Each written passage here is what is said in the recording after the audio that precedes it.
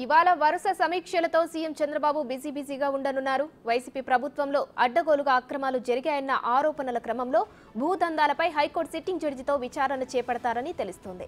దీనికి సంబంధించి ఇవాల్టి సమావేశంలో కీలక నిర్ణయం తీసుకునే అవకాశాలున్నాయి.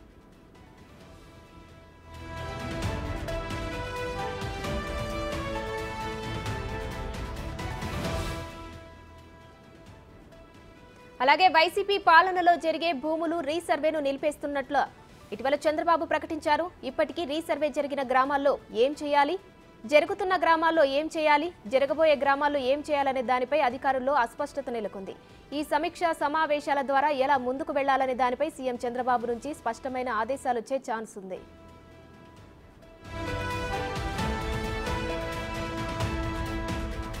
మరోపక్క మదనపల్లె సబ్ కలెక్టర్ కార్యాలయంలో భూ రికార్డుల దహనం ఉదాంతంపై తదుపరి చర్యలు ఏం తీసుకోవాలనే దానిపై కూడా కీలక చర్చ జరగనుంది.